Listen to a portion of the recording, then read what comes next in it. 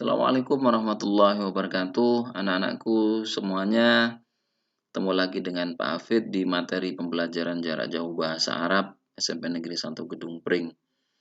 Ahlan wa sahlan, selamat datang di akun YouTube saya. Sebelum kita mulai pembelajaran jarak jauh kali ini, marilah kita buka pembelajaran kali ini dengan bacaan basmalah. Semoga orang tua kita, keluarga kita diberi kesehatan dan kita diberi ilmu yang manfaat. Bismillahirrahmanirrahim.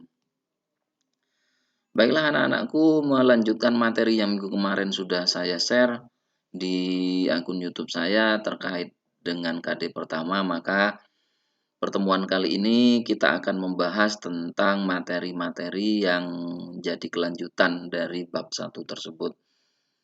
Karena berhubung dari kondisi COVID-19 belum mereda, maka pembelajaran jarak jauh kali ini tetap kita laksanakan sambil menunggu kita tatap muka sebagaimana biasanya. Jadi mohon bersabar karena kita tidak ingin tertular dan menulari orang lain. Jadi mohon kesabarannya, mohon kesadarannya untuk selalu belajar di rumah dan stay at home. Tinggal di rumah, jangan keluar rumah jika tidak perlu, anak-anakku semuanya. Baiklah, kita lanjut pada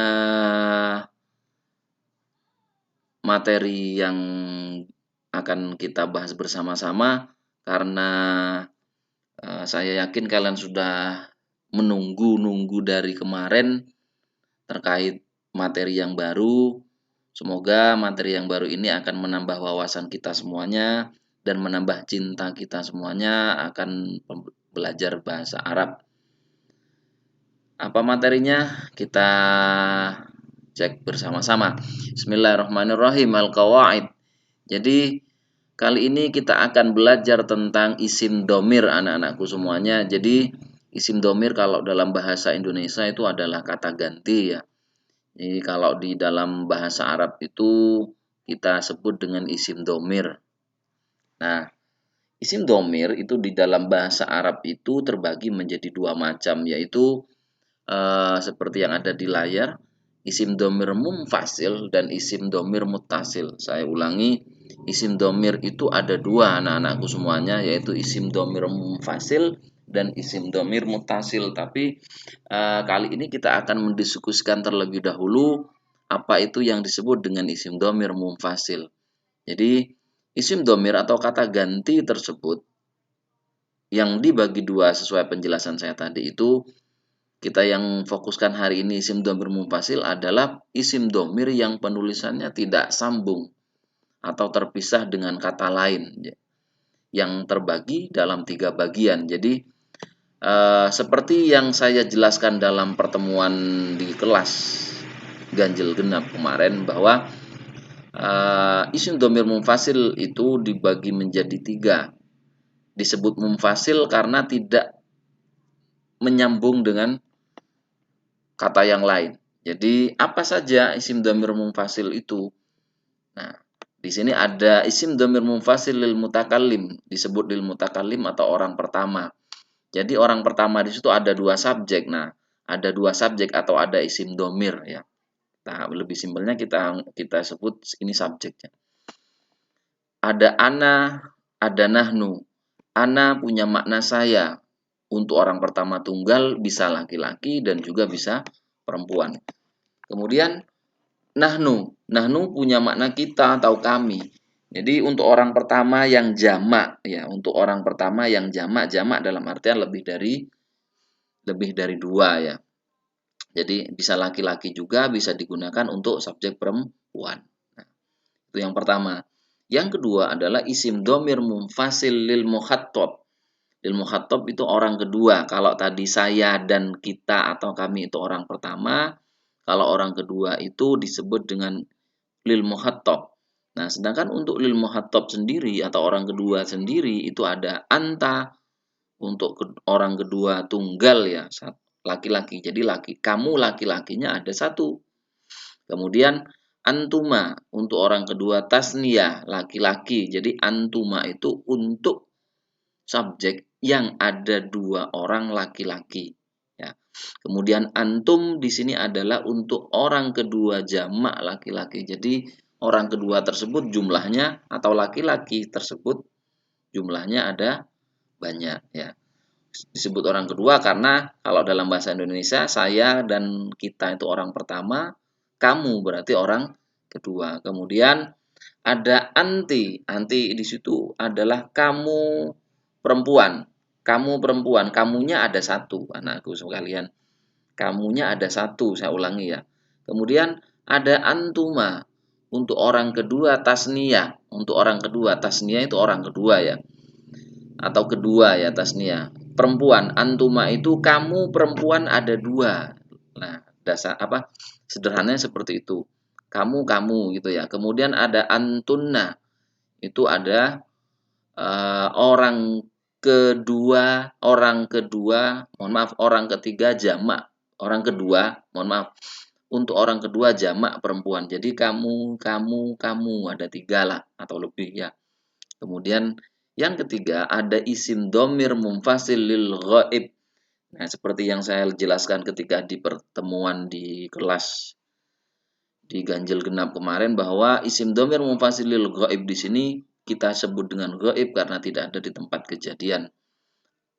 Atau lil ghaib itu adalah orang ketiga. Jadi saya, kamu, dia gitu. Saya atau aku atau kita orang pertama, kamu orang kedua, dia atau isim dhamir munfasil lil ghaib adalah orang ketiga yang disebut dengan ghaib karena tidak ada di tempat kejadian. Jadi saya, kamu, dia itu orang ketiga seperti itu. Apa saja subjek atau isim domir yang ada di orang ketiga tersebut? Ada huwa. Huwa di situ digunakan untuk subjek orang ketiga tunggal laki-laki. Untuk orang ketiga tunggal laki-laki. Jadi laki-lakinya ada satu. Huwa Ahmad gitu ya. Jadi tunggal. Ahmadnya ada satu. Jadi kalau huma di situ untuk orang ketiga tasniyah. Jadi untuk orang ketiga yang jumlahnya ada dua ya. Huma itu laki-lakinya ada dua, dia gitu ya. Kemudian ada hum untuk orang ketiga jamak laki-laki. Itu untuk orang ketiga yang jumlahnya lebih dari dua ya. Mungkin seperti ini. Dia, dan dia seperti itu ya. Itu untuk laki-laki ya. Kemudian ada hiya. Hiya di sini digunakan untuk orang ketiga tunggal perempuan. Jadi hiya itu dia perempuan. Kemudian huma di situ adalah dia perempuan, perempuannya ada dua. Tasniyah ya, ada dua orang. Kemudian hunna di situ adalah untuk orang ketiga jamak perempuan. Jadi hunnahnya di situ perempuannya ada tiga atau lebih. Nah, seperti itu anak-anakku. Nah, untuk mempersingkat, untuk membuat kita lebih hafal akan isim domir tadi, akan isim domir yang dari awal tadi, maka ada hafalan singkat yang biasanya ketika di MI atau di TPQ atau Madinya itu biasanya diajari oleh Pak Ustadz. Nah, jadi isim domir atau subjek atau kata ganti tersebut bisa dinadakan atau dilakukan biar lebih mudah. Bunyinya seperti anak-anakku. Seperti ini ya. Diperhatikan baik-baik. Jadi biasanya untuk memulainya bisa dimulai dari huwa ya, biar lebih gampang. Kalau saya pribadi itu mulainya dari huwa. Jadi bunyinya seperti ini. Huwa huma hum, hiya huma hunna, anta antuma antum, anti antuma antunna, ana nahnu. Jadi ana dan nahnu itu kita taruh di paling belakang. Artinya kita balik ya. Kalau tadi itu mulai dari ini, kita mulai dari ana nahnu, sekarang kita balik mulai dari huwa huma ya. Mulai dari orang ketiga, huwa huma hum, hiya huma hunna, baru kita ke orang kedua, anta antuma antum, anti antuma antunna gitu ya. Kemudian ana nahnu orang pertama ditaruh di paling belakang. Itu untuk mempermudah saja hafal-hafalan kita ya. Nah, bagaimana dalam contoh gabungan dengan kata lain? Dengan kata lain, perhatikan ya. Ana Ahmad bisa Ana Fatimah. Jadi ana itu bisa digunakan untuk laki-laki atau perempuan. Saya Ahmad, saya Fatimah.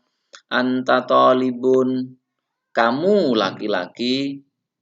Ya, kamu, anta di situ mengacu pada kamu laki-laki, laki-lakinya satu. Kamu seorang siswa.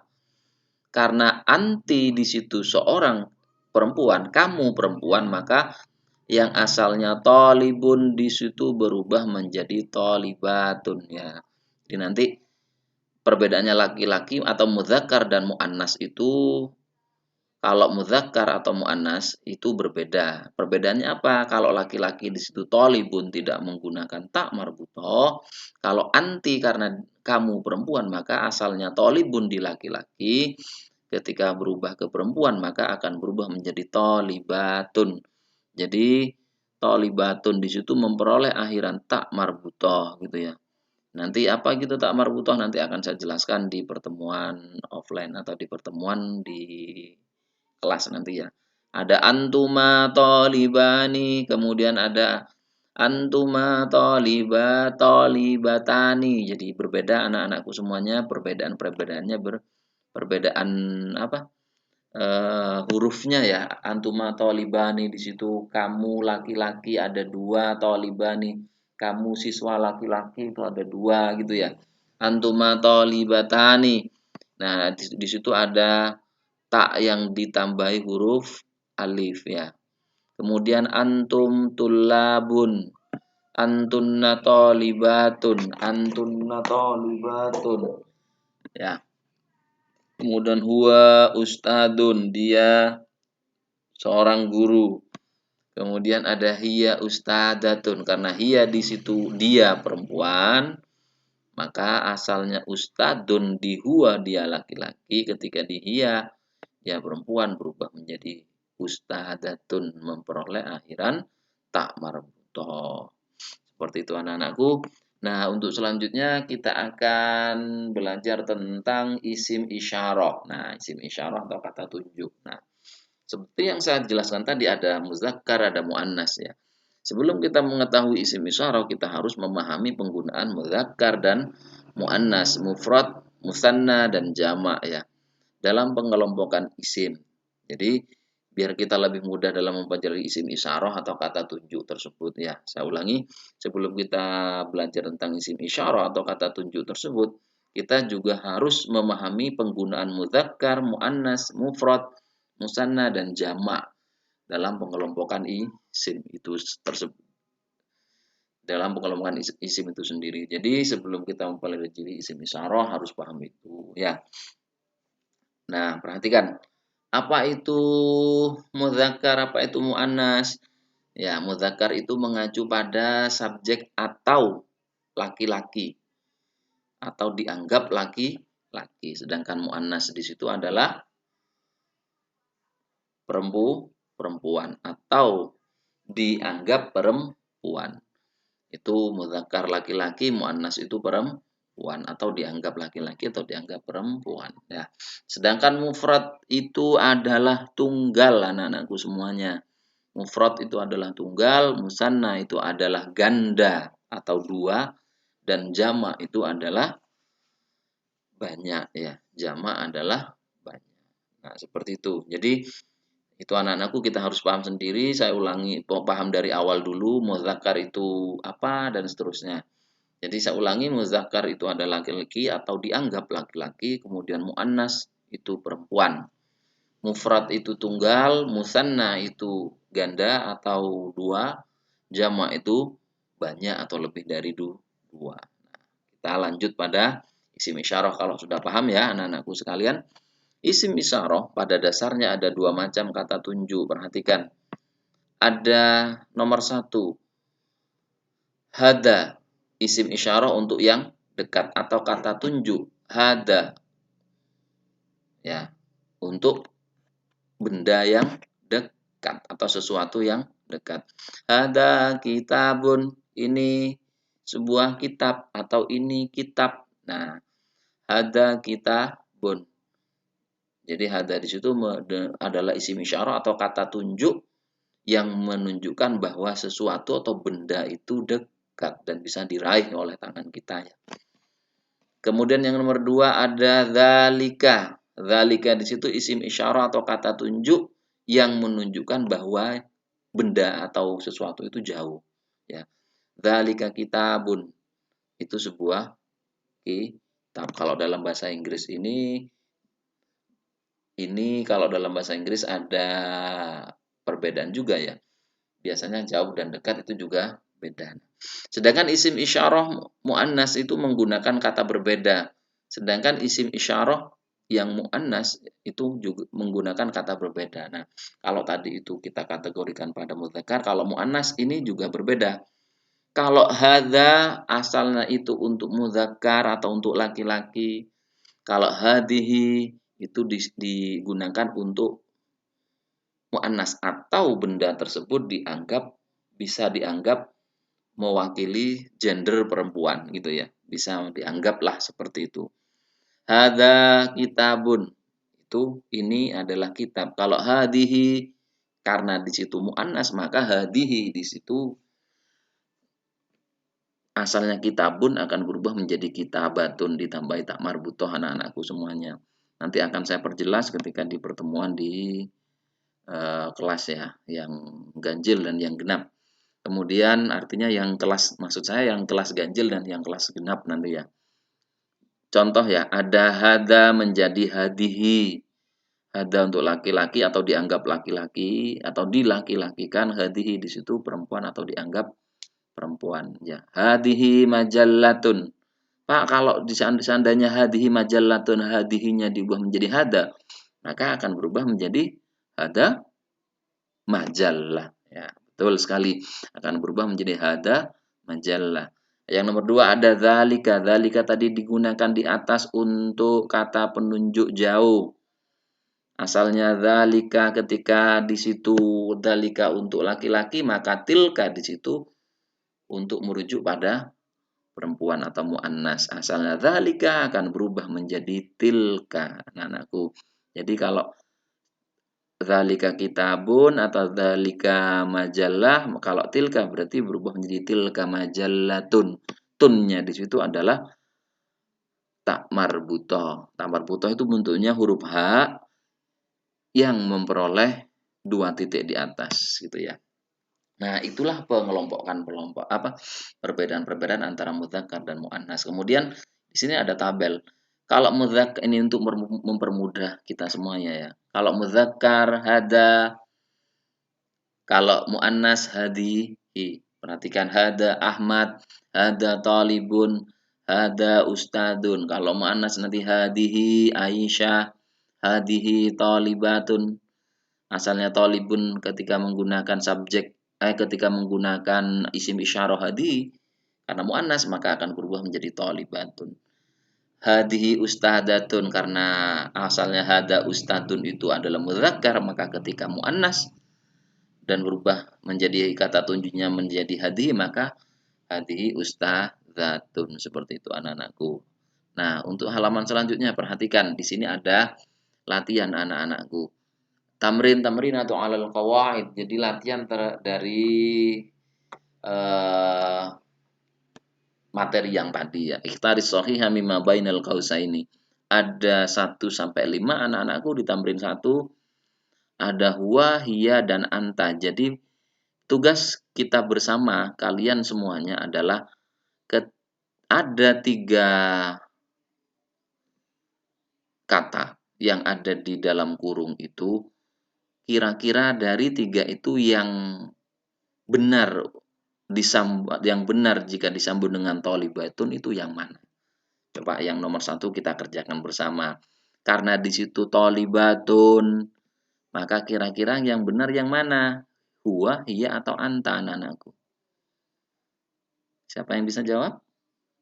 Oke, benar sekali. Karena di situ tholibatun itu ada tak marbutoh di akhir, maka yang paling benar adalah kita menggunakan Hiya, karena hiya di situ adalah dia perempuan. Hiya tolibatun. Kalau seandainya di situ tolibun, maka yang benar adalah huwa, anak-anakku semuanya. Oke, itu baiklah anak-anakku, itu adalah latihan tamrin 1. Kemudian kita ke tamrin 2. Ihtaris shahiha mimma bainal qausaini. Ini hampir sama dengan yang tadi, cuma ini lebih fokus pada isim domir atau subjeknya yang ada di luarnya kurung itu ya. Diawali oleh subjek. Itu ya. Ada anta di situ adalah kamu laki-laki. Ada berapa orang laki-lakinya anakku? Ada 1. Nah, anta ustadzatun, anta tolibun atau anta tolibatun yang paling benar anak-anakku semuanya? Oke, baiklah. Yang paling benar adalah anta tolibun. Kenapa kok yang paling benar adalah anta tolibun?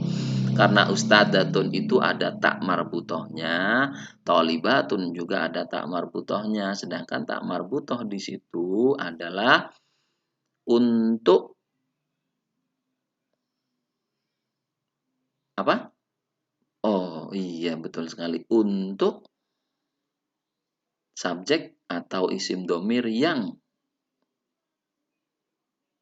mu'annas atau perempuan. Seperti itu anak-anakku. Dan soal 2, 3, 4, 5 kalian kerjakan di buku catatan kalian semuanya dan nanti bisa ditaruh di bukunya sambil nanti saya anggap atau saya nilai ketika ada di pertemuan di kelas anak-anakku semuanya. Nah, dari pertemuan kemarin sudah ada tamrin 1, tamrin 2 juga. Nah, itu semuanya ditaruh di buku catatannya, catatan bahasa Arabnya semuanya nanti di pertemuan di kelas nanti akan saya periksa satu-satu. Nah, itulah anak-anakku semuanya materi isim domir dan isim isyarah. Saya perkuat lagi, saya ulangi lagi. Isim domir di situ tadi kita sebut dengan kata ganti atau paling simpel kita itu sebut dengan subjek. Nah, isim domir itu ada isim domir munfasil, ada isim domir muttasil ya.